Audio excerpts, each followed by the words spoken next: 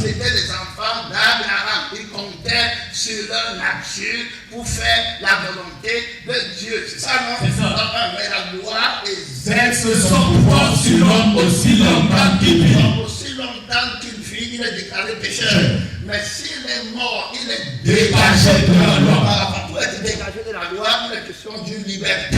Ça, c'est la loi de la liberté, de l'affranchissement. Si le Fils tout s'affranchit, vous serez réellement libre. Il n'y a pas de liberté sans Jésus. Le vrai Jésus, son nom, c'est la parole. C'est celui qui baptise du feu et du Saint-Esprit. Comment on le connaît? Avec le vrai esprit. Ce n'est pas le mot Jésus, il n'y a pas de substance déjà. Amen. Il y a tous les Jésus maintenant là-bas dehors. Mais où est le témoignage? Ils ne sont pas morts, ils ne sont pas ressuscités. Donc il est venu et la Bible dit que les trois sont d'accord. L'eau, le sang et le Saint-Esprit. Il y en a trois qui donnent le témoignage sur la terre. Et puis dans notre version anglaise, King James, on va dire qu'au ciel, il y en a trois qui donnent le témoignage. Le Père, le Fils et le Saint-Esprit. Et les trois sont d'accord. Dans la sanctification qu'il va produire sur la terre, alors il y aura l'harmonie dans ton corps, ton âme et ton esprit. C'est pourquoi il s'appelle le roi de Salem. Tu auras la paix. Je vous donne la paix. Pas comme le monde de la vie. Pas comme la santé, il y a la paix qui marche avec la sanctification. Une fois que tu perds ta paix, tu n'es plus chrétien. On va arriver là-bas. Tu n'es plus dans la parole de Dieu. Tu n'es plus avec Jésus qui s'appelle la parole de Dieu. Attention, tu le connais par son sang, tu le connais par son esprit. Et c'est quand tu l'appelles par son esprit que son appellation est vraie. Quand tu n'appelles pas par l'esprit, l'appellation est fausse. Par lui, pour lui et à lui. Et toutes choses subsistent par lui. Ça veut dire que si à un certain moment, sa parole doit ne pas s'accomplir, ou God te donne raison, toute la terre qu'il a créée, tous les anges qui dépendent de lui, doivent cesser de vivre. N'oublie pas, il a dit que ma parole est vie et ma parole est esprit. Donc sa parole n'est pas peut-être comme toi qui marches à l'être. Il faut bien comprendre, toutes les paroles qu'il a annoncées, alors tu dois être en mesure de vivre cette parole. Amen. Alors, tu n'obéis pas à sa parole par la lettre, mais tu as la vie qui fait ce qu'il veut. Tu peux faire l'erreur sur les diplômes, tu peux faire l'erreur sur le travail, tu peux faire l'erreur dans d'autres choses, mais tu ne dois pas faire l'erreur sur ton éternité. C'est terrible. Il faut l'erreur. Tu ne dois pas faire l'erreur sur ton éternité. Ton âme sera quelque part pour toujours. Alors Jésus te dit que prends garde, l'ennemi va vouloir changer ton âme. Il va te dire que prends l'argent sur cette terre,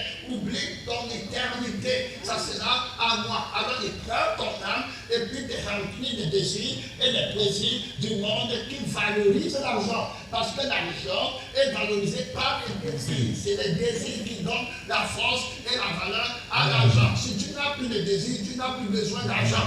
Parce que tu es affranchi et tu vis par Dieu. Autrement dit, si on pouvait accomplir tes désirs sans argent, tu n'oublierais l'argent. On n'a pas le temps de vivre là-bas. Mais il faut comprendre que l'argent combat véritablement l'âme de Jésus. C'est pourquoi Jésus m'a dit que vous ne pouvez pas servir Dieu et servir Mammon. L'argent, c'est la réponse des désirs du vieil homme.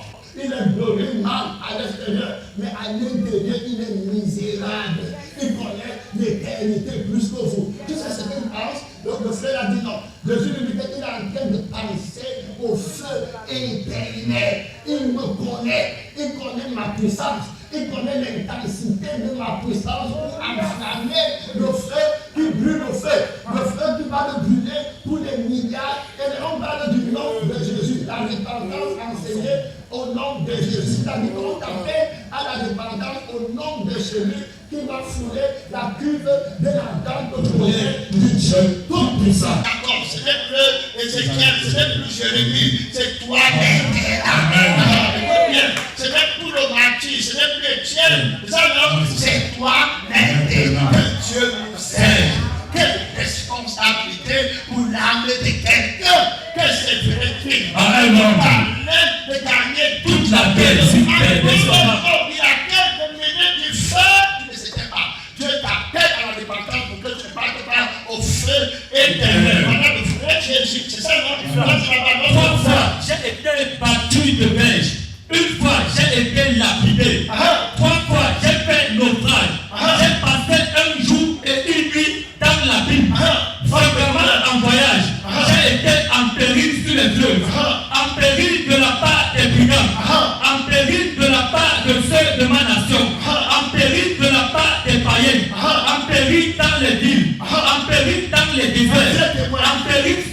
Amen. Appelé parmi les vôtres frères. J'ai été dans le travail et dans la paix. Exposé à de nombreuses peines, à la faim et à la soif, à des jeunes multipliés, et à la nudité, et sans parler à d'autres choses. À César, Amen. Le nom de Dieu est venu jusqu'à toi. Amen. Jésus est venu jusqu'ici te chercher. Amen. Tu ne peux jamais douter que tu n'as pas entendu le frère.